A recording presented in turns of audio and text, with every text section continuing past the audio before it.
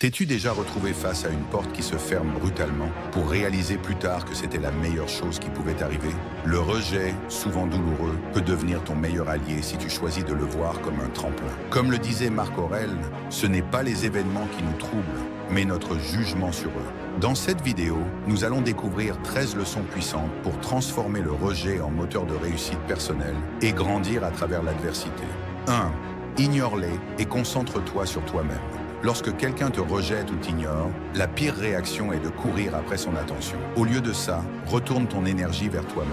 Je suis trop précieux pour mendier l'attention pourrait devenir ton mantra. Cultive tes passions, apprends une nouvelle compétence ou entoure-toi de ceux qui te valorisent. En détournant ton attention des autres pour te concentrer sur ta croissance, tu fais preuve de maturité émotionnelle et d'un profond respect pour toi-même. 2. Ne réagis pas émotionnellement. Le rejet peut piquer, mais il ne définit pas ta valeur. La philosophie stoïcienne enseigne que ce qui dérange, ce n'est pas ce qui arrive, mais notre perception de ce qui arrive. Respire profondément et analyse pourquoi cette situation t'affecte. Garde ton calme et fais preuve de grâce. Rappelle-toi que tes émotions ne doivent pas te dominer, elles doivent te guider vers une réponse réfléchie. 3. Fais preuve de détachement émotionnel. Le détachement ne signifie pas ignorer tes émotions, mais apprendre à les gérer. Visualise le rejet comme un simple événement dans ta vie et non comme une barrière insurmontable.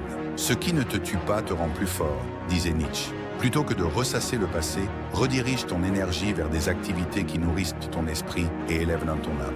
4. Démontre leur indifférence en prouvant ta valeur.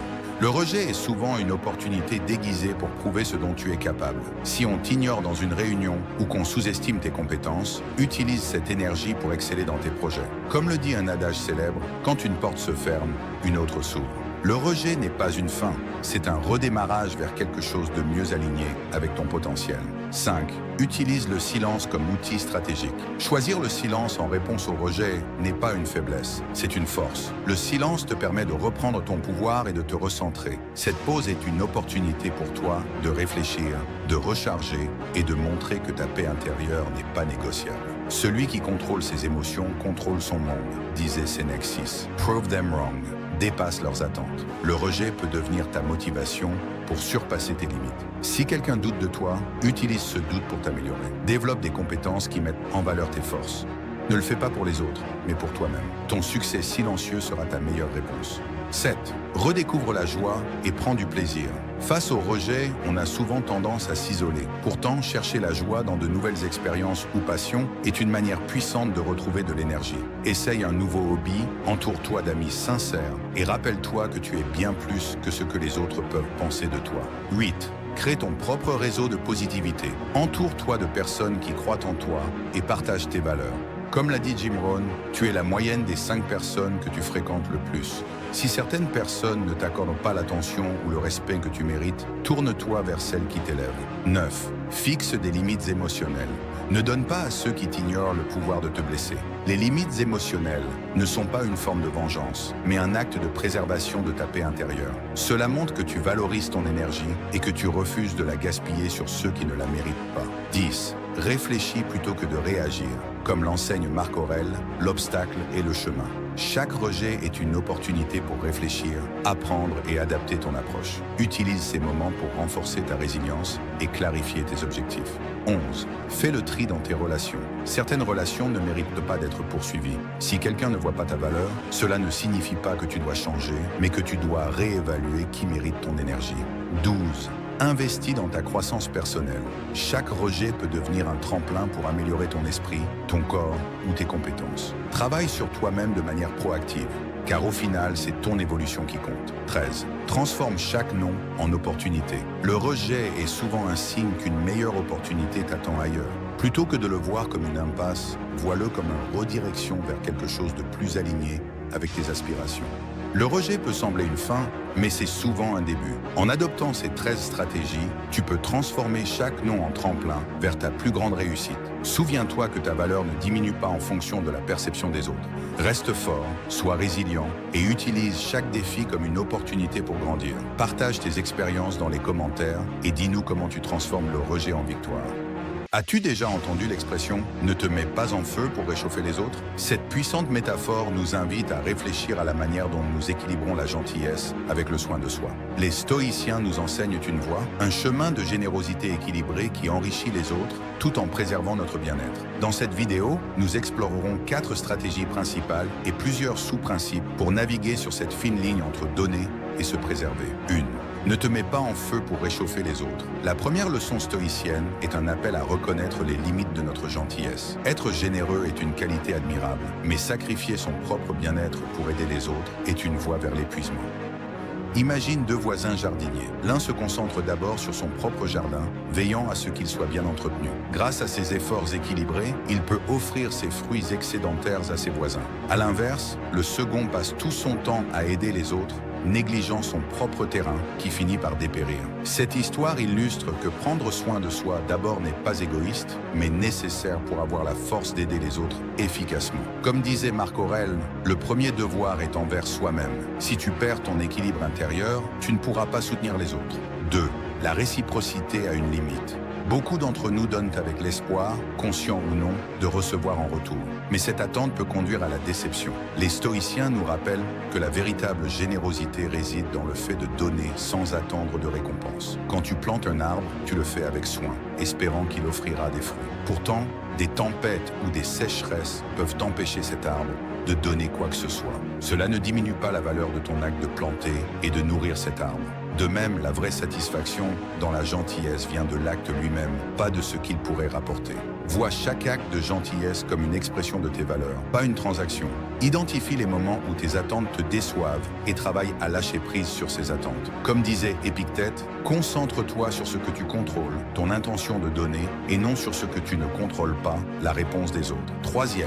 Les demandes des autres n'ont pas de fin. Fixe des limites. Dans notre société moderne, les attentes et les demandes des autres peuvent être infinies. Si nous ne faisons pas attention, nous risquons de nous perdre en essayant de répondre à toutes ces sollicitations. Imagine une mère qui, par amour, fait tout pour sa fille adulte. Elle s'occupe de chaque besoin, jusqu'à négliger sa propre santé. Lorsqu'elle disparaît soudainement, sa fille avait été forcée de devenir indépendante, révélant que cette aide excessive avait en réalité freiné sa croissance. Apprends à dire non. Fixer des limites n'est pas de l'égoïsme, mais un acte de respect envers toi-même. Reconnais que soutenir les autres ne signifie pas tout faire à leur place. Parfois, laisser les autres se débrouiller favorise leur croissance personnelle. Sénèque disait « Il est noble de soutenir les autres, mais il est tout aussi noble de les laisser apprendre à se tenir debout. » 4e, ne deviens pas invisible dans ta propre vie. Un danger subtil de la gentillesse excessive est qu'elle peut te rendre invisible. À force de toujours dire oui et d'être disponible, les autres risquent de ne plus voir ta valeur réelle. Le pouvoir du non, une transformation. Dire non de manière réfléchie n'est pas une fermeture aux autres, mais une ouverture à soi-même. Cela envoie un message clair. Je respecte mon temps et mon énergie et je m'attends à ce que tu fasses de même. Risque d'une disponibilité constante. Être perçu comme faible ou exploitable. Se retrouver uniquement sollicité pour des besoins, mais oublié dans les moments de joie ou de reconnaissance. Application pratique. Pratique l'introspection. Demande-toi pourquoi tu as du mal à dire non. Est-ce par peur d'être mal perçu? Redéfinis tes relations. Distingue les connexions authentiques des relations transactionnelles. Citation de Cicéron. Ce que tu penses de toi-même compte plus que ce que les autres pensent de toi. Stratégie pour renforcer tes limites avec le stoïcisme. 1. Élimine la peur de dire non. O. Remplace les croyances héritées de l'enfance, comme être gentil signifie tout accepter, par des principes basés sur le respect de soi. O. Rappelle-toi qu'un non respectueux est souvent plus bénéfique qu'un oui forcé. 2e. Écoute tes émotions. O. Observe ton état intérieur après un acte de gentillesse. Si tu te sens épuisé ou irrité, reconsidère tes limites. O. Une générosité saine doit te remplir, pas te vider. 3e. Vois-toi comme une priorité. O. Intègre des moments de soins personnels dans ta routine. O. Apprends à refuser ce qui empiète sur ton bien-être sans culpabilité. 4e. Identifie les preneurs. O. Certaines personnes profitent constamment de ta gentillesse. Identifie-les et apprends à poser des limites fermes. Citation de Sénèque. La bonté est un trésor à utiliser avec discernement pour ne pas s'appauvrir soi-même. Le stoïcisme nous enseigne que la véritable générosité ne consiste pas à se sacrifier, mais à trouver un équilibre entre donner et préserver. En fixant des limites claires et en respectant nos propres besoins, nous pouvons continuer à être gentils sans nous perdre dans le processus. Quelle leçon de cette discussion te parle le plus? Dis-le nous dans les commentaires. Si cette vidéo t'a été utile, abonne-toi pour plus de contenu et partage-la avec quelqu'un qui pourrait bénéficier de ces principes stoïciens. Rappelons-nous ensemble que la véritable gentillesse commence toujours par le respect de soi. Dans un monde plein de chaos et de distractions, il y a une puissance inégalée à rester calme et fort. Être froid ne signifie pas repousser les autres, c'est maîtriser ses émotions, se concentrer sur ce qui compte vraiment et avancer dans la vie avec une confiance tranquille. Plongeons dans 6 principes puissants qui vous aideront à devenir résilient et inébranlable. 1. Restez calme face au manque de respect. Le silence est une source de grande force. Lao Tzu, quand quelqu'un vous manque de respect, votre instinct naturel est de réagir. Mais réagir donne du pouvoir à l'autre. Au lieu de cela, respirez profondément et choisissez la force tranquille. En restant calme, vous reprenez le contrôle de la situation et de vos émotions. Souvenez-vous, votre valeur ne dépend pas du comportement de quelqu'un d'autre. Exemple, pensez à une fois où quelqu'un a essayé de vous provoquer, mais où vous êtes resté calme. Qui avait l'air plus fort à la fin? C'est ça, le pouvoir du contrôle émotionnel. 2. Ne parlez pas, observez. Il vaut mieux se taire et passer pour un imbécile que de parler et ne laisser aucun doute à ce sujet. Abraham Lincoln. La vie est comme un film. Observez avant d'agir. Lorsque vous prenez du recul et évaluez une situation, vous faites des choix plus intelligents. Résistez à l'envie de sauter dedans ou de tout expliquer. L'observation est votre super pouvoir. Astuce. La prochaine fois que vous êtes dans une situation tendue, faites une pause. Laissez la scène se dérouler avant d'agir. Vous verrez que la clarté vient avec la patience. 3. Lâchez prise, libérez-vous. S'accrocher à la colère, c'est comme boire du poison et attendre que l'autre personne meure. Bouddha Rancune. Ressentiment ou regret vous pèsent inutilement. Lâcher prise ne veut pas dire oublier, cela signifie se libérer du fardeau émotionnel. Vous méritez la paix. Conseil pratique, écrivez ce qui vous dérange, puis symboliquement déchirez ou brûlez le papier. Ce petit acte peut être incroyablement libérateur. 4. Ne perdez pas votre vie, votre temps est limité. Ne le gaspillez pas à vivre la vie de quelqu'un d'autre. Steve Jobs, la vie est trop courte pour s'encombrer de drames, de personnes toxiques ou de distractions futiles. Concentrez votre énergie sur ce qui compte vraiment, vos passions, vos objectifs et vos proches. Chaque seconde compte. Défi. Réfléchissez à vos habitudes quotidiennes. Combien de temps gaspillez-vous à scroller, à vous plaindre ou à procrastiner? Redirigez ce temps vers quelque chose de productif et regardez votre vie se transformer. 5. Restez calme dans les situations stressantes. Les mers calmes n'ont jamais fait un marin compétent. Franklin D. Roosevelt. Le stress est inévitable, mais votre façon de le gérer définit votre force. Imaginez le stress comme une tempête et vous comme quelqu'un tenant un parapluie. Restez stable et la tempête passera. La sérénité mène à la clarté et la clarté mène aux solutions. Exemple, dans une crise, au lieu de paniquer, prenez 3 grandes respirations.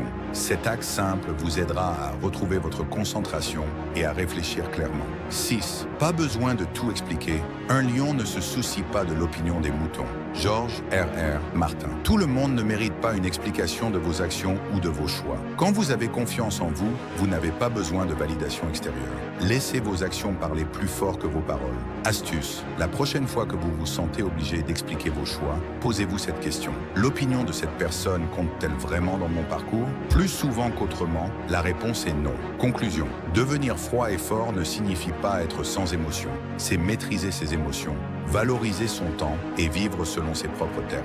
Commencez à appliquer ces 6 principes aujourd'hui et regardez comment vous devenez plus concentré, résilient et inébranlable. Quel principe vous a le plus parlé? Partagez vos réflexions dans les commentaires et inspirons-nous mutuellement pour devenir plus forts chaque jour. N'oubliez pas de liker, de vous abonner et d'activer la cloche pour plus de contenu enrichissant.